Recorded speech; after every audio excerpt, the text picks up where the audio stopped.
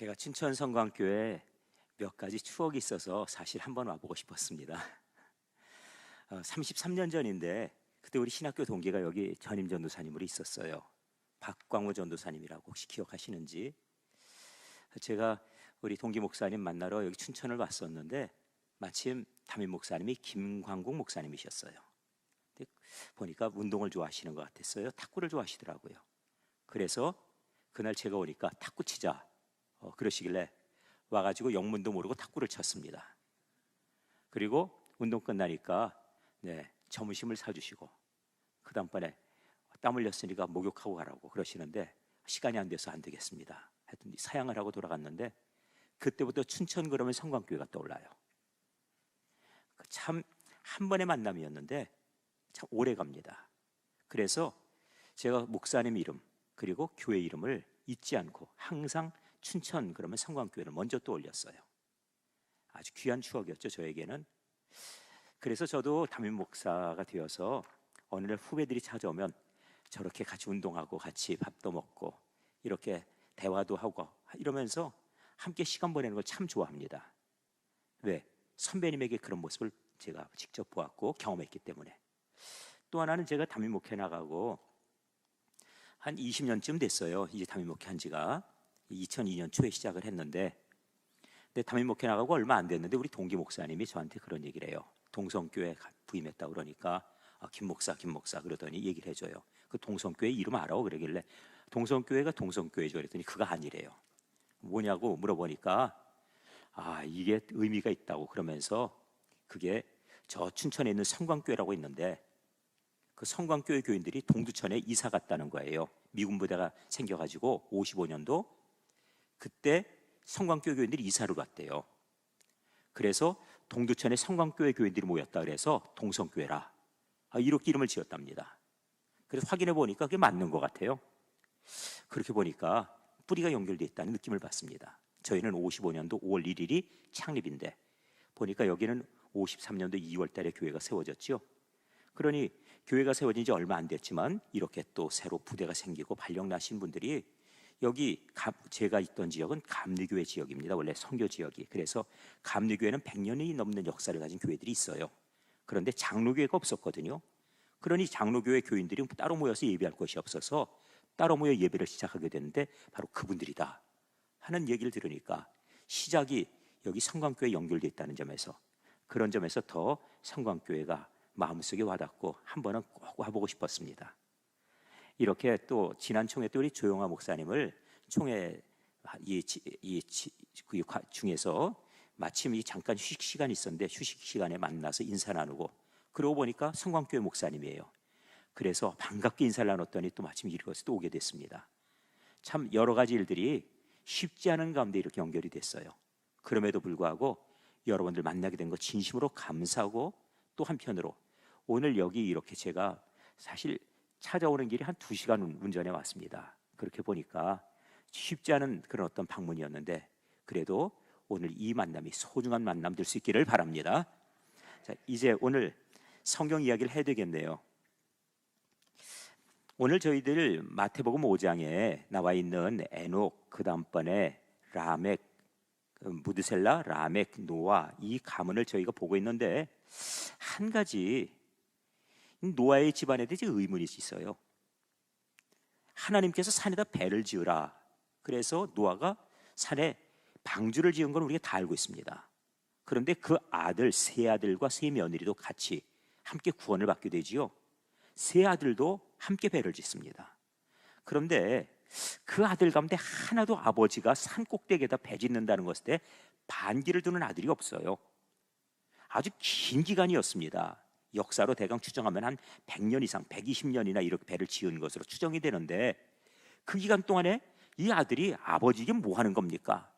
이거 배 짓는다고 이게 우리가 지금 제대로 맞습니까? 이런 얘기가 성경에 없고 마지막 완성하고 문을 닫고 짐승들을 다 그곳에 이렇게 두어서 그들이 구조받기까지 나중에 다 이 홍수 지날 때까지 안전하게 피하는 것 그 과정을 바라보면 그 아들들도 대단해요. 어떻게 이런 일이 가능할까? 다시 여쭤보겠습니다. 우리 집안에 하나님께서 산꼭대기에다 배 지으라 그러면 순종하실까? 우리 자녀들이 말을 들어줄까? 요즘 같으면 아마 확률 거의 없습니다. 결혼 얘기도 부모님이 도대체 뭐라고 얘기해 말을 들어먹어야지요. 심지어는 이 사람 괜찮다 그래도 싫대요. 무조건 내가 좋은 사람, 내가 마음에 드는 사람이지 부모님 소개 추천하지 말라고 얘기해요. 이런 세상이니 무슨 부모님 말씀 들어주겠습니까? 거기다가 산꼭대기에 배를 지으라는데 이건 더 말이 안 되는 얘기 아닌가요? 그런데 그것이 끝까지 완수되더라는 것이죠. 그 동기가 무엇일까? 그것을 바라보니까 나왔어요. 에녹이었습니다. 자, 그러면 에녹 얘기를 하죠. 오늘 성경 에녹 창세기 5장 22절 20 먼저 보시면 이렇게 나옵니다. 창세기 5장 21절 보시면 에녹은 65세 무드셀라를 낳았고 말씀이 나와 있습니다. 몇 살에 낳았습니까? 성경을 읽었어도 그냥 읽고 지나가면은 본문이 안 보이죠. 다시 한번 에녹은 몇 살에? 65세의 아들을 낳았어요. 그리고 하나님과 동행한 시간은 몇 년입니까? 무드셀라를 낳은 후 300년을 동행했어요. 그리고 그가 365세가 되었을 때 그때 하나님께서 그를 데려가심으로 세상에 있지 않았습니다. 그러면은 이 에녹은 이 땅에서 몇 년을 살았습니까? 365년을 살았어요. 그런데 문제가 있습니다. 성경이 기록하기로 하나님은 아주 정교하게 기록해 주신 것이 에녹이 하나님과 동행한 기간을 기록해 주셨어요. 언제부터? 무드셀라를 낳은 후부터 300년. 그러면 앞에 있는 65년은 왜 빼놓고 그렇게 기록을 했을까? 이상하지 않습니까?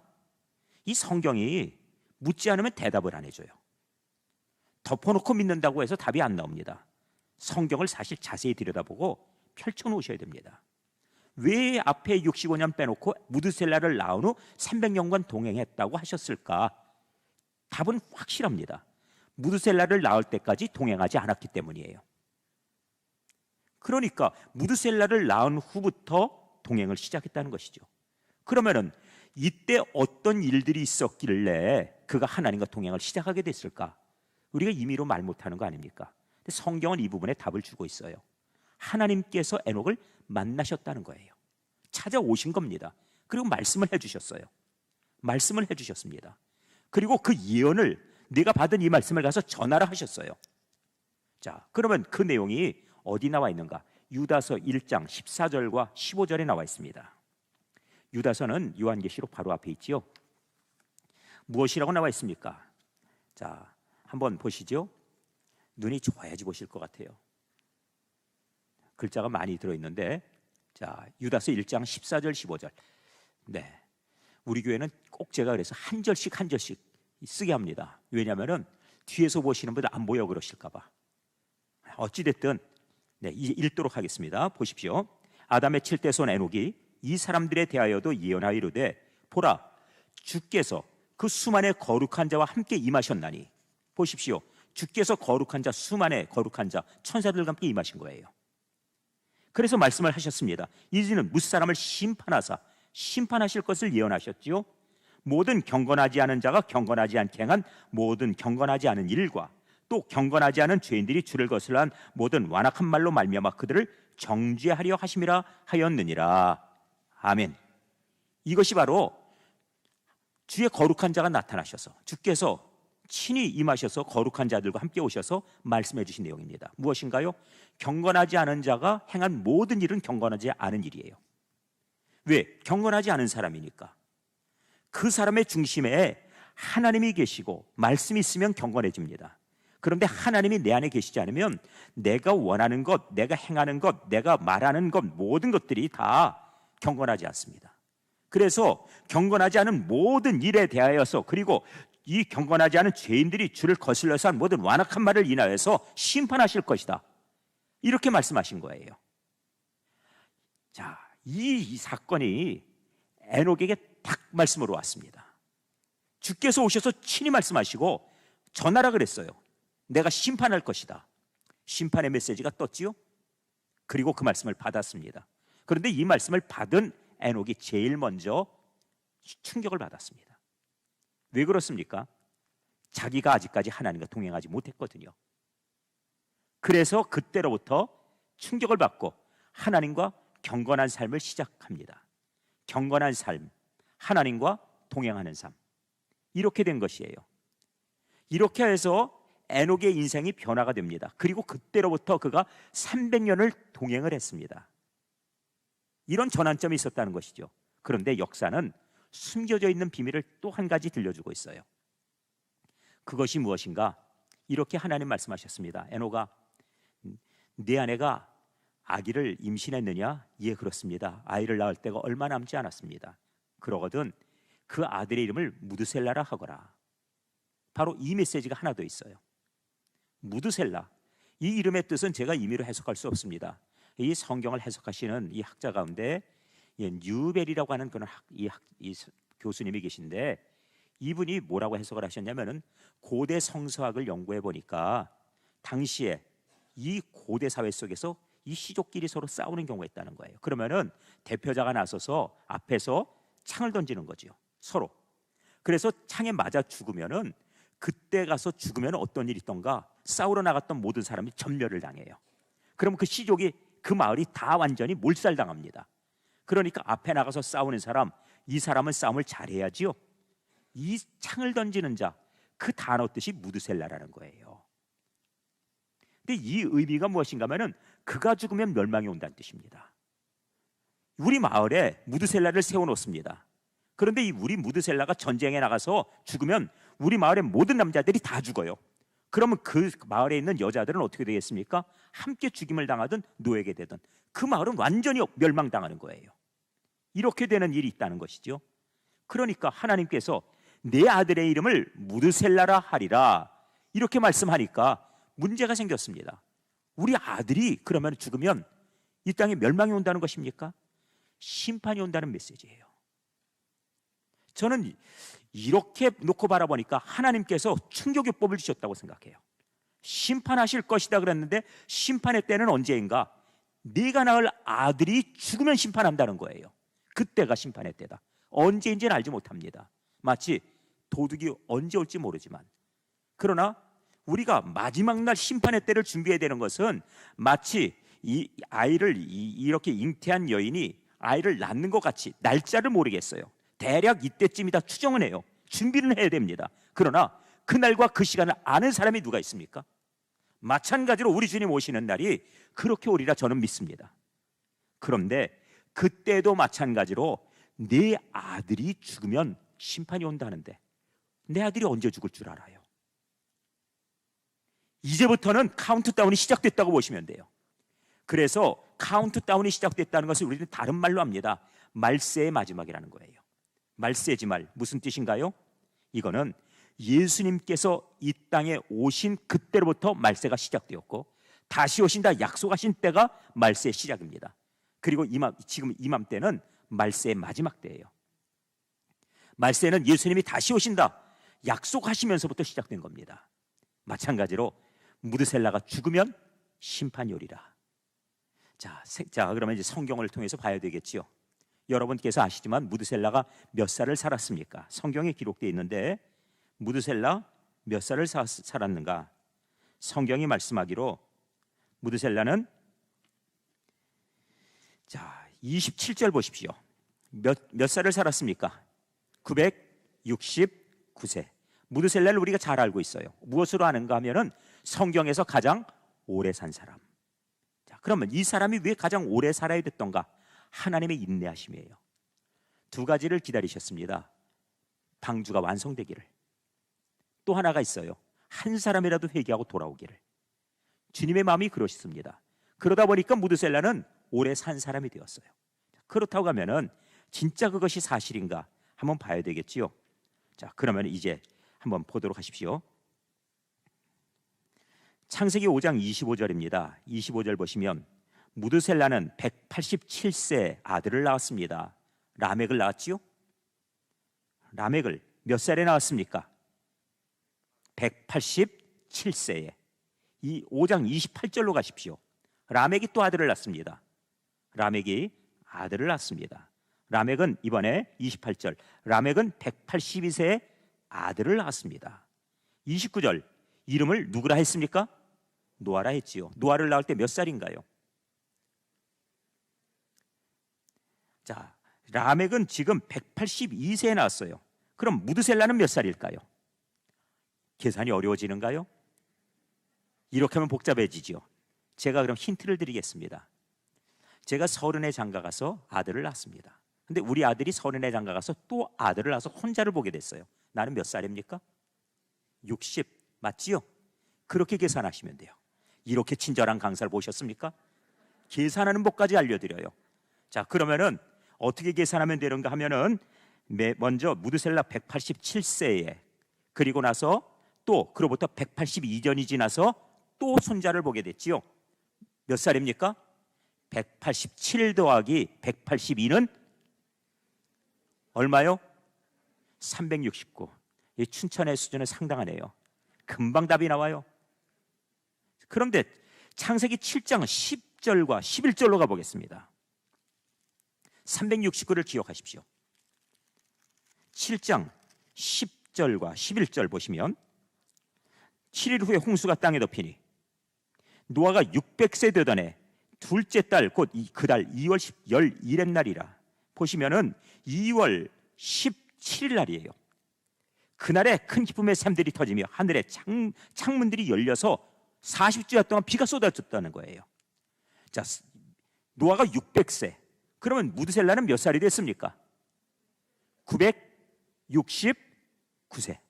성경은 정교합니다. 그러니까 이때는 노아 600세라고 하지만은 실제로 보면은 무드셀라가 죽던 해예요. 하나님의 말씀은 1.1획도 틀림이 없습니다. 성경을 우리들이 바라보면서 그냥 무엇 때문에 이 사람들이 몇 년 살았는가 기록했다 이렇게 보지 마십시오. 하나님은 하나님의 약속이 성취된 것을 말씀하시고 하나님의 인내를 말씀하시고 기다려주심을 말씀하는 거예요. 그런데 여기에서 한 가지, 먼저 에녹이라고 하는 사람을 봅니다. 에녹은 먼저 이 아들을 낳고나 그 아들에게 하나의 교훈을 주어요. 무드셀라야, 하나님께서 나에게 말씀하셨다. 너 태어나기 전에 하나님께서 심판이 있을 것을 말씀하셨다. 경건하게 살아라. 하나님 모시고 하나님 앞에서 사는 듯이 살아라. 이렇게 말씀하신 거예요. 제가 오래전 한 40년 전 이야기를 하겠습니다. 40년 거의 다 됐는데 한 5, 6년 전 이야기. 그때 참 제가 어쩌다가 그런 일을 봤는지, 아직 35년까지는 안 됐네요. 한 1, 2년 전 부목사 초기 때 이야기예요. 그런데 신방을 가게 됐는데 그때 구역장님이 운전을 해요. 운전하고 쭉 이제 올림픽대로를 타고, 그리고는 운전을 하는데 올림픽대로 속도 빨리 달립니다. 아시지요? 거기가 교통사고가 제일 많은 도로라. 아주 정평이나 있었어요. 악평이나 있었죠. 보통 기본 80km 달리라는데 100km, 120km 고속도로 가는데 보통 예사롭지 않아요. 그렇게 막 달립니다. 그런데 이 강남 사시는 분들이 운전들 잘합니다. 정말 운전 잘해요. 저는 운전이 초보자였는데 그분들은 운전을 잘해가지고 친구 집에 이제 등록을 그리고 등록 신방을 가는 거예요. 근데 가는 길에 저는 이제 뭐 한참 간다 그러니까 뒷자리에 앉아 있는데 두 분이서 구역장님하고 인도자하고 같이 막 뭐라고 얘기를 해요. 그런데 갑자기 브레이크를 꽉 밟는 상황이 왔어요. 왜 그러냐면은 여기 그렇게 이쪽에서 1차선 쪽으로, 그러니까 밖으로 한번 빠져나가 있던가 봐요. 다리를 건너기 위해서 그냥 속도를 내 가지고 앞으로 3차선을 확 가로질러 가는 차가 하나 있었어요. 얼마나 놀랬던지 브레이크를 확 밟으면서 속도를 확 죽이고 가는데 운전하신 분이 너무 놀랬나 봅니다. 자동 반사적으로 메들리가 확 쏟아져 나오는데 막 숫자도 나오고 뭐 강아지도 나오고 막 나오는 거예요. 그러다 말고 한참 하다 말고 뒤를 딱 거울로 보니까 누가 앉아 있어요. 이 참 제가 앉아 있는 거 아닙니까? 이 부목사가 딱 그러고 자리 잡고 앉아 있으니까 놀라셨어요. 그래가지고 저를 설득을 해요. 목사님, 저렇게 운전하면 안 되는 거죠? 네, 안 되지요. 그렇게 대답을 해주었어요. 근데 제가 그때 깨달은 게 하나 있어요. 야, 운전할 때 사람이 달라질 수가 있구나. 놀라면 막 나오는구나, 속에 있는 게. 그걸 느꼈어요. 속에 무엇을 갖고 계십니까? 그게 하나님이 내 안에 계시면 하나님께서 나오고 하나님의 말씀이 나오고 찬송이 나올 터인데, 속에 욕설이 나오고 그리고 세상의 것이 막 튀어나오고 더러운 음담패설이 나오고, 이렇게 된다면 이건 문제가 심각한 거 아닌가. 제가 교회 와가지고 제가 성경 공부하면서 그랬어요. 제발 속 안에 더러운 건 다 버리고 마음에 혹시 그런 용어들이 있건 다 버리시라고 그랬더니, 아우 그거 어쩌다 나도 몰래 튀어나와요. 어떻게 하면 좋아요? 제가 그래서 대안을 얘기해 줬지요. 다 거기다 넘버링을 하시라고. 넘버링 하라고. 여러분들께서 혹시 욕하고 싶은데 숫자를 그렇게 막 18을 막 불러대면 안 된다. 그걸 숫자를 3번이라고 그냥 해라. 남들이 못 알아듣게. 예? 너희 엄마 어쩌고 이런 거 다 1번, 5번, 7번 그러면은 나 혼자는 알아듣지만 남들은 모를 거 아니냐. 남들이 그거 얘기하는 거 들으면 저 사람 진짜 교인 맞냐, 집사 맞냐 이럴 텐데, 우리 안에 경건함이 있냐 이거예요. 진짜 내 안에 경건함이 있습니까? 이것이 있으면은 심판날 승리하는 사람이에요. 그리고 하나님과 동행하는 사람이라. 이게 될 때에, 이게 안 됐을 때 에녹이 65세를 그렇게 산 것이고, 주님 만난 다음에 심판의 말씀을 듣고 나서부터는 하나님과 동행해서 하나님 앞에서 말하듯이, 주님 앞에서 행동하듯이 경건하게 행동했다는 얘기죠. 그랬더니 하나님께서 그와 동행하는 사람이라 일컬어 주신 것이고, 그리고 그를 죽음 보지 않고 옮겨가신 거예요. 저는 성경에서 왜 하나님께서 이런 어떤 무모한 일, 죄송합니다 표현 이렇게 해서, 그런데 왜 죽음을 보지 않고 굳이 들어올려 가셨을까 생각하니까, 심판날 이전에 우리 성도들이 하나님과 동행하는 사람들, 경건한 사람들을 죽음 보지 않고 올라가시는 그 놀라운 휴거의 영광이 심판 앞에 있을 것을 상징적으로 보여주셨다. 그 깨달음이 어느 날 와요. 어느 날 말씀 묵상하다 말고 이것이었구나. 심판날에 성도들이 죽음을 보지 않고 올려가는 성도들이 있다더니 바로 에녹같이 호련히 변화되어 올라가겠구나. 그 믿음이 생기는 겁니다. 그 영광을 함께 볼 수 있기를 바랍니다. 그런데 그것이 그냥 되는 것이 아니라, 에녹처럼 우리 주님과 동행하였더니 하고 내 인생에 몇 년 동행하였다 하는 기록이 있어야 된다는 거예요. 그러려면 경건한 자가 되라는 뜻입니다. 경건을 가장할 수는 없어요. 그거는 내 안에서 어떤 부지 중에, 심지어 꿈속에서라도 아니면 무의식 중에서라도 나에게 나오는 것, 이것이 우리 하나님과 함께하는 것, 주님이 기뻐하시는 것, 이때 경건이란 말씀이에요. 이렇게 올라가 버렸어요. 라멕이 바라보니 기가 막혀요. 아버지가 어느 날 사라져버린 겁니다.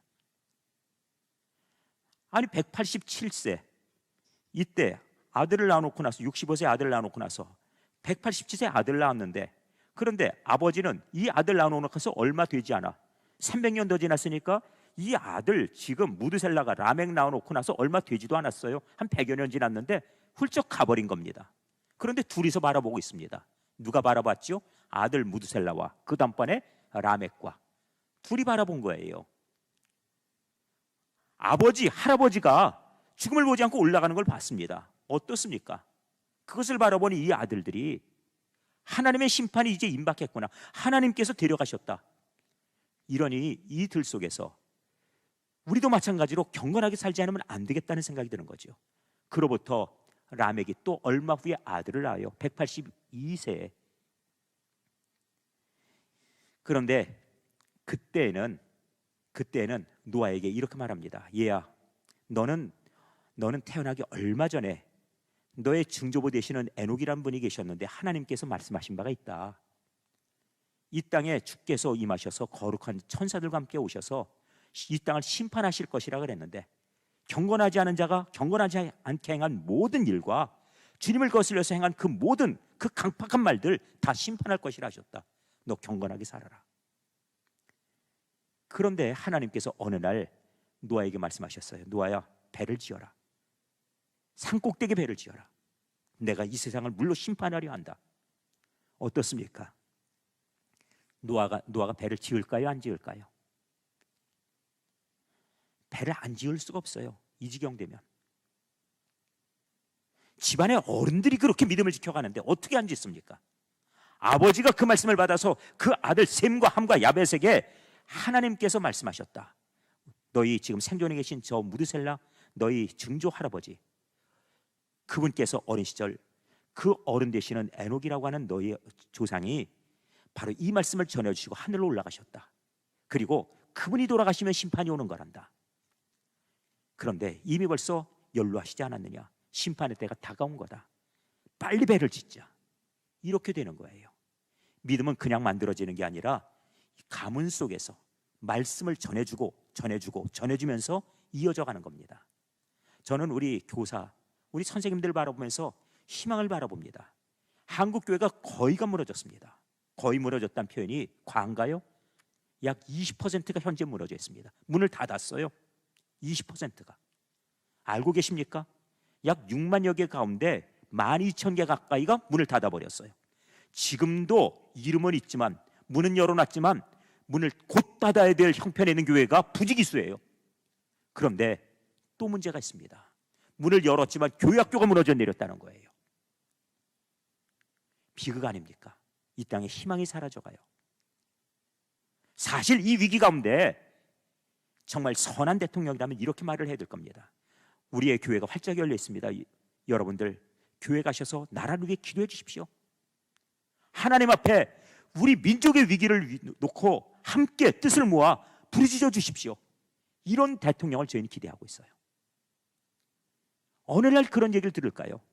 옛날 6.25 때 그런 짓지 않았습니까? 그때는 모여서 함께 기도하고 하나님 기적 베풀어 주십시오. 그렇게 금식하면서 부산에서 그렇게 기도하던 우리 역사가 있습니다. 마찬가지로 우리 후손들에게 물려줄 것이 무엇인지, 가르쳐줘야 될 것이 무엇인지 올바로 전해줘야 됩니다. 오늘 교회에서 교사 모집 광고를 냈습니다. 그런데 교육부에서 영상을 만들어서 영상을 보여줬어요. 아이들이 나와서 이렇게 말합니다. 저는 8살이에요. 저는 12살입니다. 이렇게 쭉 아이들이 자기 나이를 얘기해요. 그러더니 조금 지나니까 그 아이들이 다시 나옵니다. 저는 10년 후에 18살이 돼요. 저는 10년 후에 15살입니다. 그렇게 말합니다. 그런데 그 아이들의 얘기가 한결같이 이렇게 돼요. 그때 제 모습이 어떻게 변해 있을까요? 아이들이 오히려 어른들에게 묻습니다. 어떻게 변해 있을까요? 그러면서 아이들이 요청이 있습니다. 우리를 하나님 말씀으로 잘 가르쳐 주십시오. 우리를 믿음으로 안내해 주십시오. 우리에게 그런 좋은 선생님이 필요합니다. 아이들이 나와서 그렇게 전부 얘기를 해요. 어떻습니까? 지금 이 시대의 교회가 다시 일어서는 비결이 무엇인가요? 이 시대의 미래의 희망은 어디 있습니까? 교회 학교입니다. 이 아이들이 잘 크는 것, 이 아이들을 잘 가르치고 믿음으로 세우는 것, 그것이 바로 믿음의 역사, 구원의 역사를 만들어가는 길이에요. 에녹의 가문이 있어서, 그래서 하나님의 심판, 노아의 방주가 예비되었던 것처럼 마찬가지로 여기 이 지역에, 그리고 하나님께서 성광교회를 통하여서 하나님께서 이 모든 이 영향이 닿는 모든 영역에 구원의 문을 열도록 하나님께서 사명 주셨다면, 그러면 그때 쓰임받는 일꾼들은 어디서 나올까요? 여기 교회 학교입니다. 교사들이 소망 가지고 그 사역들을 감당하실 수 있기를 바랍니다. 저는 한 가지 사건에 주목했습니다. 우리가 찬송을 오늘 불렀는데 430장 4절 가사가 이렇게 돼 있어요. 옛 선지자 에녹 같이 우리들도 전국에 들려 올라갈 때까지 주와 함께 걷겠네. 그 다음 후렴 어떻게 됩니까? 한 걸음 한 걸음이에요. 누구와 함께? 주와 함께. 이것이 바로 경건입니다. 천국에 들려 올라갈 때까지 한 걸음 한 걸음. 그것이 되면은 심판날 구원받는 겁니다. 오늘 내가 어디를 가고 있습니까? 누구를 만납니까? 무슨 얘기를 합니까? 내가 지금 무엇을 하고 있습니까? 한 걸음 한 걸음, 한 가지 한 가지 우리 주님과 함께. 이것을 내가 의식하고 살아가면 믿음의 사람입니다. 히브리서 11장 6절에 이렇게 말씀하고 있어요. 믿음이 없이는 하나님을 기쁘시게 할 수 없다는 것이에요. 믿음이 없이는 하나님을 기쁘시게 하지 못하나니 하나님께 나가는 자는 반드시 그가 계신 것과 그가 자기를 찾는 자들에게 상 주시는 이심을 믿어야 할지니라. 이게 바로 믿음이에요. 그런데 이 말씀을 할 때 바로 앞에 바로 아벨이 얘기하고 뒤에 에녹이 얘기합니다. 그 사람들이 믿음으로 산 얘기를 하는 거예요. 믿음으로 사는 거 얼마나 중요한 이야기입니까? 하나님과 함께 간다는 거죠. 하나님이 지금 계시다는 거예요. 어디에? 지금 나와 함께. 이것을 인정하는 것이 믿음입니다. 믿음이 무엇인가 물어보니까 믿음은 바라는 것들의 실상이요, 이렇게 얘기하는데, 그럼 믿음의 성격이에요. 믿음의 정의는 무엇입니까? 하나님이 계시다. 이게 바로 하나님 계시다, 이걸 인정하는 게 믿음이죠. 그리고 그로 인하여서 내가 이 세상 살아가면서 그것 때문에, 하나님 계시기 때문에 내가 그로 인해서 당한 어떤 환난이나 불이익이나 아니면 어떤 손해를 하더라도 기쁘게 감수하겠다 할 때 하나님이 그에 대해 보상하신다. 이것이 바로 믿음이에요. 하나님이 계시기 때문에 그가 자기를 찾는 자들에게 상 주신다. 하나님을 찾으시기 바랍니다. 반드시 상이 있어요. 심판의 날에 구원의 상이 있고 하나님께서 주시는 은혜의 상이 있습니다. 이 상을 기대하십시오. 7절에 이렇게 말씀하고 있어요. 믿음으로 노아는 아직 보이지 않는 일에 경고하심을 받아 경외함으로 방주를 준비하여 그 집을 구원하였으니 이로 말미암아 세상을 정죄하고 믿음을 따르는 의의 상속자가 되었느니라. 자, 오늘 이 말씀을 저희가 들었습니다. 아직 보이지 않는 일이에요. 그러나 하나님, 그 하나님이 나와 함께 하신다는 사실을 인정하기 때문에 그 하나님이 내가 지금 사람들도 어떤 조롱을 당하든, 사람들이 나를 무시하고 저 집안 식구 단체로 미쳤다고 산꼭대기에서 뭐 하는 거냐고 아무리 조롱을 할지라도 감당하겠다는 거예요. 왜? 하나님 말씀대로 오늘 우리가 주시는 그 말씀 순종하는 삶이니까. 이런 가정들을 만들어가는 것이 바로 우리 귀한 믿음의 가문을 세워가는 길입니다. 특별히 이제는 교회에서 교사라고 하는 직분을 가지고 계신 분들이 있습니다. 우리들에게 말씀을 받은 아이들이 마치 에녹처럼 그 말씀 한 번을 듣고 그 말씀 속에 인생이 바뀌어지든지 하나님의 사람으로 하나님과 동행하는 삶을 시작하게 되었다면 바로 여러분들이 선지자입니다. 그리고 주님의 대언자들입니다. 얼마나 귀한 사명인가요? 끝까지 감당하시면서 앞으로 다시 한번 새로운 부흥과 그 교회 회복과 그리고 이 땅의 미래를 짊어져가는 귀한 그런 교사들, 그리고 이 지역에서 하나님께서 크게 쓰시는 위대한 인물들이 배출되는 복된 교회, 춘천 성광교회가 될 수 있기를 주님의 이름으로 간절히 기원합니다. 기도하겠습니다. 아버지 하나님, 말씀을 들으며 하나님께서 우리에게 무엇을 들려주시든 그 말씀 속에서 주님의 뜻을 알게 하시고 주님의 말씀을 순종하는 가운데 경건하게 주님과 함께 동행하며 또 주께서 우리를 위해서 주신 그 말씀 앞에 순복할 줄 아는 겸손함이 있길 원합니다. 주여, 말씀하셨사오니 그대로 듣게 하시고 헌신하는 모든 우리 교사들과 또 함께 참여하여서 우리 가정을 믿음의 가문으로 세우고자 그런 귀한 열정과 그리고 소원을 품은 우리 사랑하는 귀한 믿음의 지체들 가정 위에 하나님의 능력과 은혜의 말씀으로 오늘 새겨주시옵기 원합니다. 그 말씀이 영혼에 새겨짐으로 하여서 우리 가문이 구원의 가정 되게 하여 주시고 또 하나님께서 기뻐하시는 믿음의 가문으로 다시 한번 하나님 굳건히 세움받는 복된 은혜를 베풀어 주시옵소서. 우리 삶이 에녹처럼 변하기 원합니다. 끝까지 그 삶의 발자취가 후손들에 이어져 가기 원합니다. 구원의 날에 승리하는 가문이 되기 원합니다. 주여, 우리를 거룩하게 하시고 주님을 경외하게 하여 주시옵소서. 경건하게 하옵소서. 예수님의 이름으로 기도하옵나이다. 아멘.